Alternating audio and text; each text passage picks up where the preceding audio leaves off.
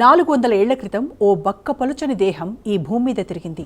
దైవీ అంశతో కాదు, సాక్షాత్తు విష్ణుమూర్తి అవతారంగానే జన్మించాడాయన. అందరికీ మానవునిగా కనిపించిన మాధవుడే తానని ససాక్ష్యంగా రుజువు చేశాడు. అయినా అర్థం చేసుకొని మానవుల పట్ల జాలి చూపాడు. రాబో కాలం అత్యంత దారుణంగా ఉంటుందని, ప్రతి ఒక్కరూ కష్టాల పాలు కాక తప్పదని, కానీ తన భక్తులైన వారు ఒత్తుల వలె నిలిచి ఉంటారని కూడా భరోసా ఇచ్చాడు.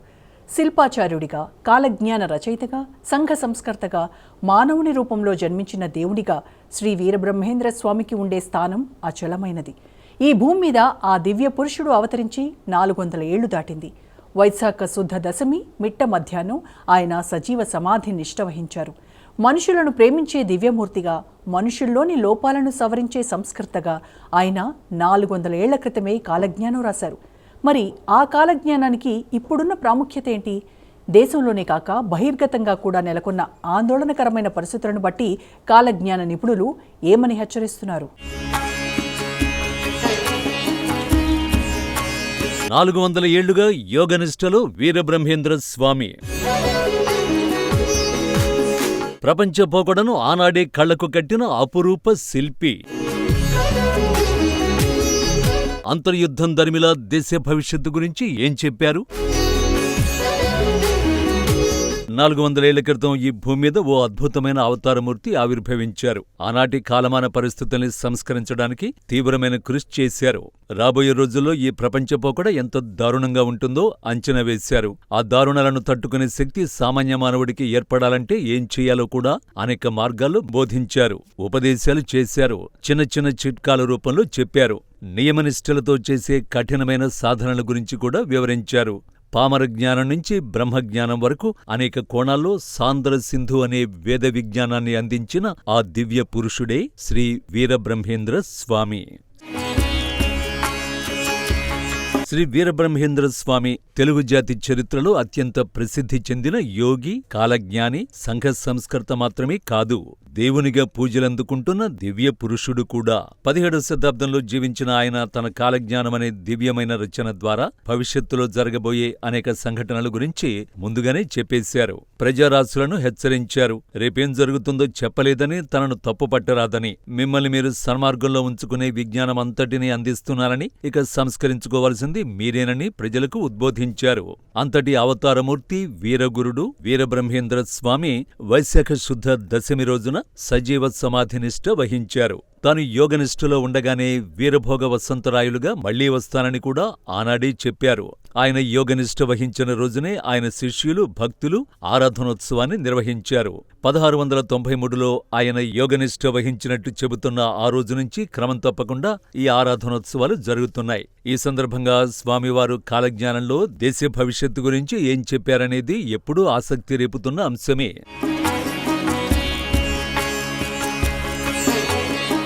వీరబ్రహ్మేంద్ర స్వామి సమాధినిష్ఠ గురించి ఆధునిక చరిత్రకారులు 2 తేదీల గురించి చెబుతున్నా ప్రధానంగా అందరూ కూడా 1693 సంవత్సరం వైశాఖ శుద్ధ దశమి రోజునే ఆయన జీవసమాధి చెందినట్లు నిర్ధారిస్తారు. కందిమల్లయ్యపల్లిలో స్వామివారి యోగ సమాధిలో ఉన్నారు. ప్రతి సంవత్సరం కూడా స్వామివారి ఆరాధనోత్సవాలను అనేక రాష్ట్రాలు నిర్వహిస్తూ ఉంటారు. ఈ సందర్భంగా ఆయన చూపిన మహిమలు భక్తులను ఆశ్చర్యచకితులను చేస్తాయి. సమాధిలోకి ప్రవేశించే ముందు ఆయన తన శిష్యులకు తాను భౌతిక శరీరంతో కనిపించనప్పటికీ ఆధ్యాత్మికంగా సదా సమాధిలో ఉంటానని, తనను నమ్మిన వారిని కాపాడుతానని మాట ఇచ్చారు. సమాధి ప్రవేశానికి ముందు తన శిష్యులకు కాలజ్ఞాన పత్రాల్ని అందజేశారు. వాటిని భద్రపరచమని ఆదేశించారు.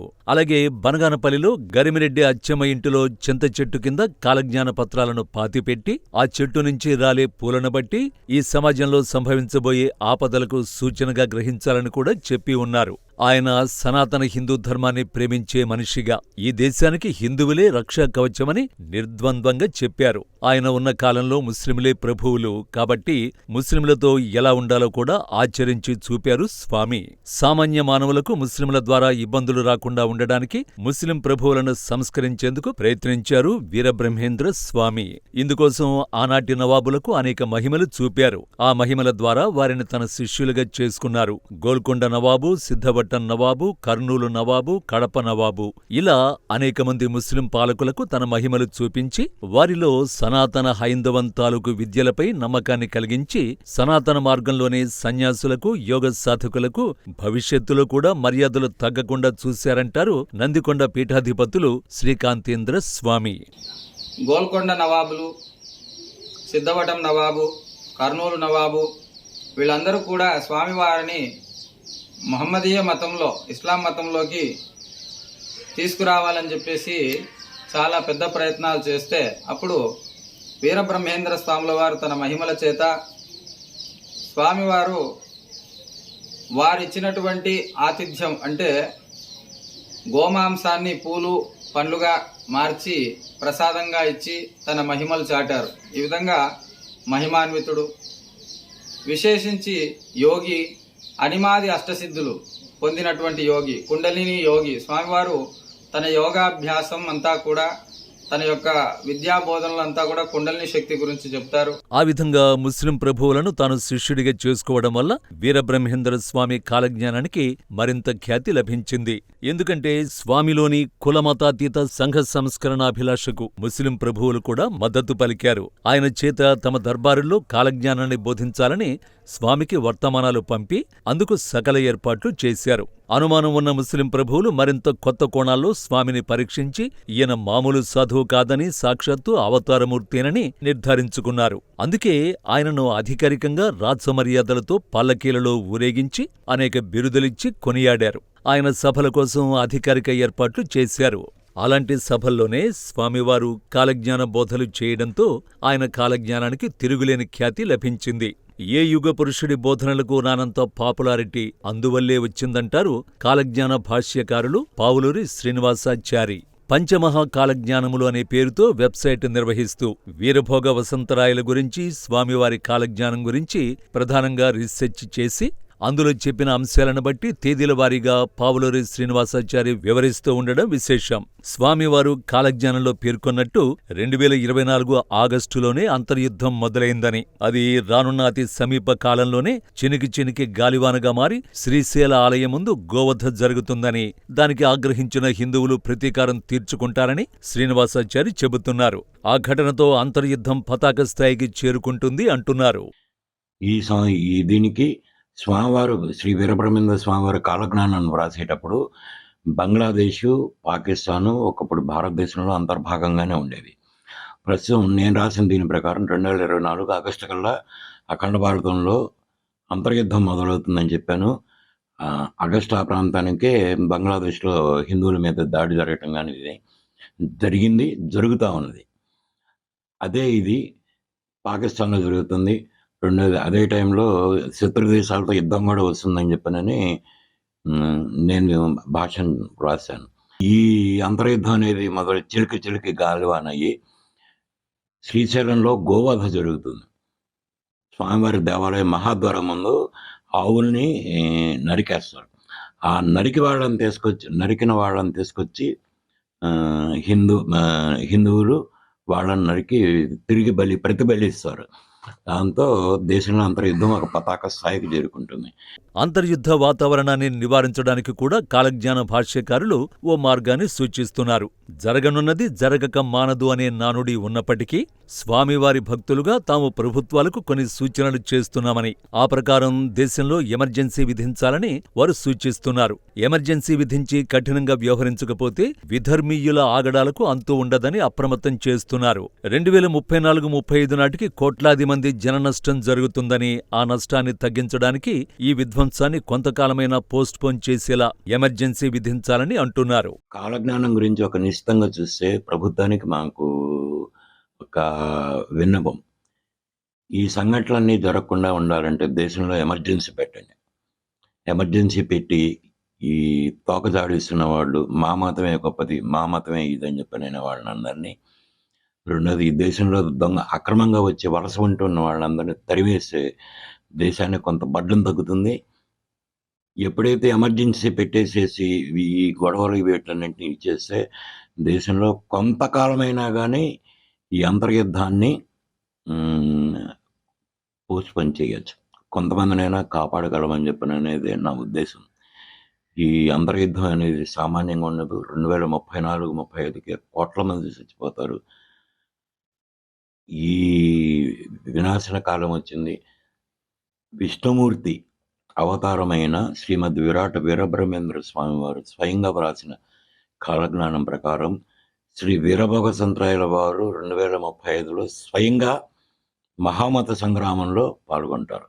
ఇది కనీసం 2056 ఇంకా అప్పటిదాకా సాగుతుంది. హరడవరడు వారు అయిపోయినా కానీ అక్కడక్కడ చెదురుమదురుగా ఉండి ఇది జరుగుతుంది. వీటిని చేసుకోవాలంటే ప్రభుత్వాలు చాలా కఠినంగా ఉండటం తప్పితే ఇంకా వేరే మార్గం లేదు. సాక్షాత్తు విష్ణుమూర్తి స్వరూపుడైన శ్రీ వీరబ్రహ్మేంద్ర స్వామి కందిమల్లాయపల్లిలో సజీవనిష్ట వహించి ఉన్నారని, ఆయనే వీరభోగ వసంతరాయులుగా ఆవిర్భవించి ధర్మ సంరక్షణార్థం జరిగే యుద్ధంలో పార్టిసిపేట్ చేస్తారని, 2058 ఫిబ్రవరి నాటికి సమస్త భూమండలం వీరభోగ వసంతరాయులు ఏలుబడిలోకి వస్తుందని శ్రీనివాసాచారి చెబుతున్నారు. దేశంలోని 108 దివ్య తిరుపతులు ధ్వంసమవుతాయని అంటున్నారు. అంటే అనేక వైష్ణవ క్షేత్రాలను విధర్మీయులు ధ్వంసం చేస్తారంటున్నారు శ్రీనివాసాచారి. 187 మంది చనిపోతారంటున్నారు ఆయన. ఆ తర్వాత 30 మార్చి 2035కి స్వామివారు స్వయంగా మహామత సంగ్రామంలో పాల్గొంటారు. అదే టైంకి ఈ లోపల జరిగేది ఏంటంటే శ్రీమద్ విరాట్ వీరబ్రహ్మేంద్ర స్వామి వారి కాలజ్ఞానంలో 108 దివ్య తిరుపతులు ధ్వంసమయ్యానని చెప్పాను. ఈ హిందూయేతర మతస్థుల ప్రత్యక్ష దాడి ఎవరి మీద జరుగుతుందంటే దేవాలయాల మీద జరుగుతుంది. ఆ దేవాలయాల మీద దాడి జరిగి అవన్నీ ధ్వంసం చేసేస్తారు. అది ఆ తర్వాత కుంభకోణం కానీ ఇవి కానీ వీటిలో 108 దివ్యతులు అంటే మొత్తం అవి వైష్ణవ క్షేత్రాలు అవుతాయి. ఇటు కుంభకోణం, యాగంటి ఇటువైపు కూడా ఇదవుతుంది. దేశం మొత్తం మీద అంతర్యుద్ధం మొదలవుతుంది. ముస్లింలు, క్రిస్టియన్లు, హిందువుల్లో అగ్రవర్ణాలకు మరియు దళితులకు మధ్య ఈ అంతర్యుద్ధం అనేది జరుగుతుంది. శ్రీ వీరభోగసంతరాయల వారి కాలజ్ఞానం ప్రకారం శ్రీమద్ విరాట్ వీరబ్రహ్మేంద్ర స్వామి వారి కాలజ్ఞానం ప్రకారం 187 మంది దుర్మరణం పాలవుతారు. ఈ అంతర్యుద్ధంలో చచ్చిపోతారు. ఇక స్వామివారి కాలజ్ఞానంలో యాగంటి బసవయ్య రంకెవేస్తాడని, అది కలియుగానికి అంతంగా అర్థం చేసుకోవాలని కాలజ్ఞానంలో పేర్కొన్నారు. హిందూ శిల్పకళా సాహిత్యంలో సాధారణంగా విగ్రహాలు పెరగవు, కానీ యాగంటిలోని బసవయ్య ప్రతి 20 ఏళ్లకు 1 అంగుళం చొప్పున పెరుగుతున్నారని శ్రీకాంతేంద్ర స్వామి చెబుతున్నారు. ఈ విషయాన్ని ఆర్కియాలజిస్టులు కూడా ధృవీకరించారని ఆయన అంటున్నారు. అయితే విగ్రహం నానాటికి పెరగడానికి గల కారణాన్ని శిల్పశాస్త్ర రీత్యా ఆయన చెబుతూ ఉండడం విశేషం. ఎక్కడైనా మనం విగ్రహాలను స్థాపన చేస్తే ఆ విగ్రహం అంతే ఉంటుంది, కానీ రాయికి జీవత్వం ఉండి అది పెరిగేటటువంటి తత్వం కలిగి ఉండటం అనేటువంటిది చాలా అరుదు.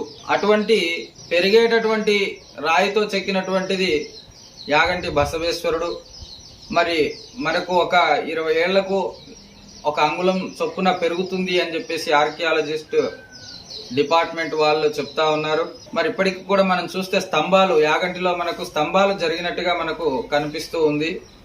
మరి అది ప్రత్యక్ష నిదర్శనం కలియుగాంతంలో రంకెవేసేనని. చాలా విషయాలన్నీ కూడా మనము వీరబ్రహ్మేంద్ర స్వామి కాలజ్ఞానం ద్వారా మనము తెలుసుకోవచ్చును. కాబట్టి వీరబ్రహ్మేంద్ర స్వాముల వారు ఏ కోణంలో చూస్తే ఆ కోణంలో మనకు కనిపిస్తారు.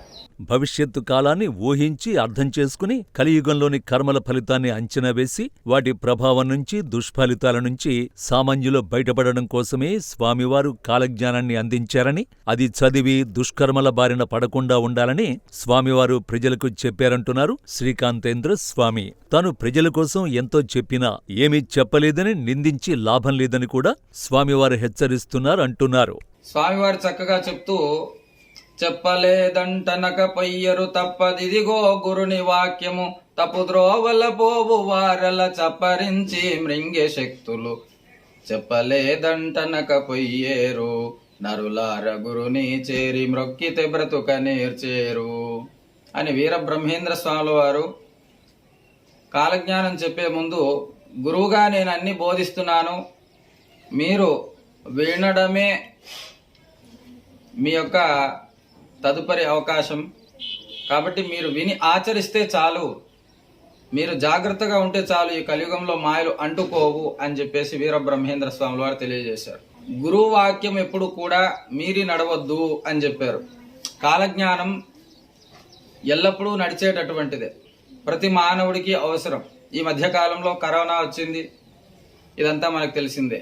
కోరంకి అను వ్యాధి 1,00,00,000 మందికి సోకి కోడి తూలినట్టు చచ్చేరుమా అని చెప్పేసి ఇలాంటి వాక్యాలను మనం ఎన్నో కాలజ్ఞానంలో చూస్తూ ఉంటాం. ఈ కాలానికి కాలజ్ఞానం ఎంతో అవసరమని, ముఖ్యంగా యువతే దాన్ని ఎక్కువగా అధ్యయనం చేయాలంటున్నారు శ్రీకాంతేంద్ర స్వామి.